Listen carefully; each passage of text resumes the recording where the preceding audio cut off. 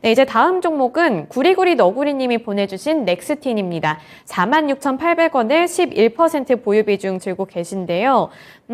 아까 제가 댓글에서부터 우리 너구리님이 굉장히 속상해 하시는 거를 봐서 저도 좀 마음이 안 좋았는데, 일단은 막판에 10%까지 빠지다가 4% 후반대까지 올라가긴 했는데 그래도 마이너스다.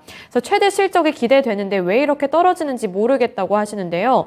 이 넥스틴이 저도 봤던 게 실적도 기대가 된다는 소식이 있었고, 그리고 뭐 반도체 동맹에 대해서도 나름대로 선방할 수 있을 거라는 전망 기사도 봤는데 왜 이렇게 주가가 빠지는 걸까요? 그리고 전략은 어떻게 세워보는 게 좋을까요?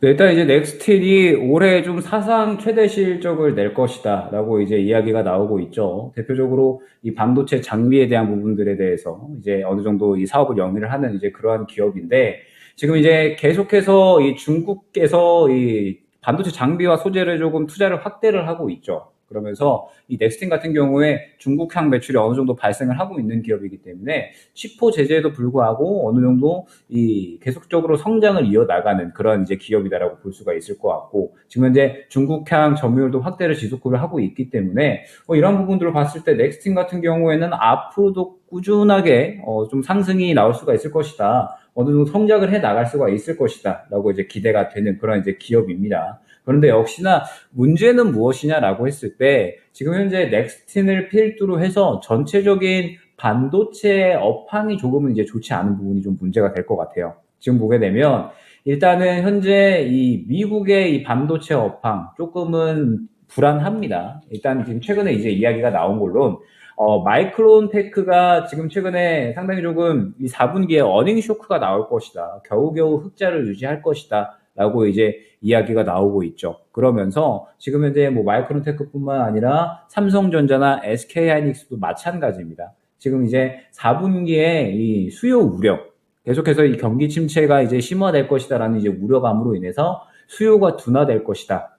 라고 하는 이제 우려가 계속해서 커지고 있는 상태이기 때문에 전체적으로 이 반도체 업종들에 속한 종목들은 실적이 좋더라도 당장에 이제 주가의 움직임이 나오지 않는 그런 이제 모습을 보여주고 있죠. 때문에 지금 현재 상태에서는 결과적으로 반도체 업황이 어느 정도는 살아가야 되는 그런 이제 구간들이 필요하다라고 이제 보고 있고, 이렇게 반도체 업황이 어느 정도 살아나기 위해서는 일단은 이제 올해 하반기는 좀 지나가야 되지 않을까 싶어요. 지금 현재 계속해서 수요 둔화에 대한 우려가 심하기 때문에 지금 현재 구간은 아무래도 이 경기 둔화에 대한 우려감들이 어느 정도 좀 풀려야 되지 않을까 싶습니다. 때문에 반도체 업황은 하반기 정도는 지나가야지 될 것 같다라고 이제 보여지는데, 일단 뭐 넥스틴 같은 경우에는 뭐 올해뿐만 아니라 이제 내년까지 넘어서서도 지금 뭐 시설 투자를 계속해서 하고 있기 때문에 충분히 실적에 대한 어떤 증가분, 실적에 대한 긍정적인 흐름은 계속해서 또 유지가 될 것으로 보여지고 있습니다. 뭐 또 기존 사업뿐만 아니라 또 새로운 또 업체를 인수를 하면서 사업을 또 다각화하고 있기 때문에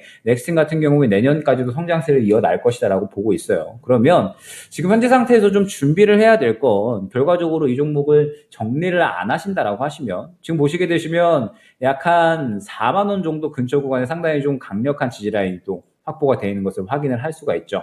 일전에 이제 거래가 됐었던, 그리고 지켜줬었던 구간을 어느 정도 지켜주려는 모습을 이제 보여주고 있는데, 지금 현재 상태에서 현재 구간을 지켜준다라고 하면 저는 넥스틴 같은 경우에는 그래도 어느 정도 실적에 대한 충분히 긍정적인 흐름들이 나오고 있기 때문에 반등의 흐름을 어느 정도 잡아줄 수 있지 않을까라고 보여집니다. 그러면서 이제 지금 현재 실적이 좋게 나오고 있음에도 불구하고 시장이 또 좋지 않은 그런 흐름이 나오고 있기 때문에, 만약에 이번에 CPI 지수가 발표가 되고 그러면서 지금 현재 이 시장이 어느 정도 바닥을 잡게 된다라고 하면 넥스틴도 충분히 자리를 잡는 그런 흐름들도 나와줄 수가 있어요. 때문에 지금 현재 상태에서 넥스틴을 당장의 정리보다는 이제 현재 구간을 어느 정도 지켜주는지 보셔야 될 것 같고요. 그러면서 어느 정도 이 고개를 꺾어준다라고 하면 저는 1차 반등가는 5만 원까지는 충분히 나올 수 있다라고 보여주고 있습니다. 그러면 그때 이제 이 5만 원 근처까지 도달을 했을 때에는 시장이 만약에 추가적으로 올라가 줄 수 있다라고 하면 시장의 분위기가 괜찮으면 좀 더 이제 지켜봐도 될 것 같고요.